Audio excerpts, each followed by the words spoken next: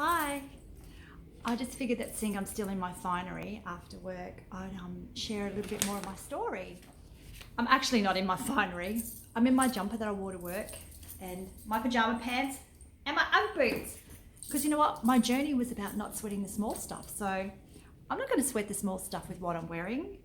But a quick recap, and I'm not going to keep doing this because it's going to turn everybody off, you know, what's happening.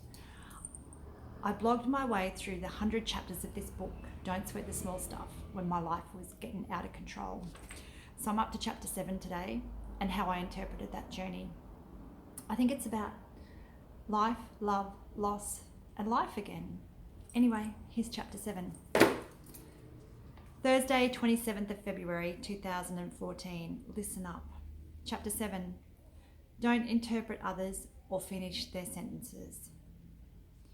I used to work with an awesome guy. Actually, I'll work with him again. He was an amazing boss and had believed in me and encouraged me so much. One of the things he used to call me out on was interrupting when he was speaking. But I had to interrupt because I would get very excited about everything I had to say, and it was so important. It could be funny, it could be a great idea, or maybe I just wanted to be the talker. Whatever it was, I had to interrupt. I am guilty as charged. I am an interrupter of other people's sentences. However, I don't think I finish people's sentences, but sometimes I definitely interrupt. So I'm thinking about this.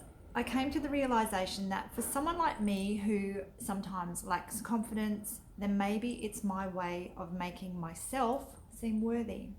Sad, hey, that you get to this age and sometimes you still don't feel good enough, no matter what you do or how hard you try to please others. Sometimes it just isn't enough. But I am, soon, not to be an interrupter. On reading chapter 7 of Don't Sweat the Small Stuff, I can understand why my boss discouraged me from this practice, and rightly so. It's not a very good thing to do to others. It requires you to use more energy than necessary. It can achieve very little as you are so busy focusing on the amazing thing that you are going to say that you aren't taking on board what the other person is saying.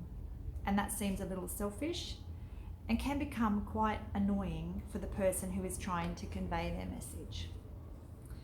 Further on in the book, there is a chapter about being a better listener, which means I am going to have to try extra hard.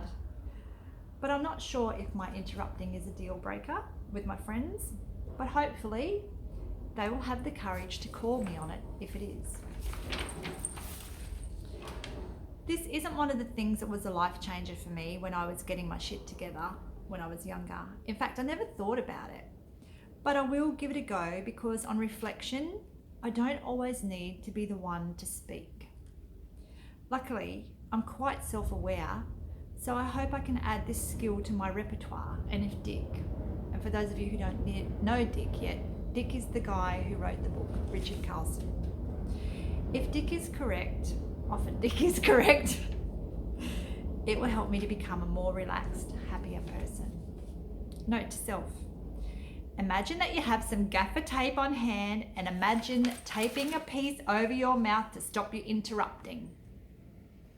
That's one way to, become a listener. However, if the person who is speaking just won't shut the fuck up, then by all means, interrupt.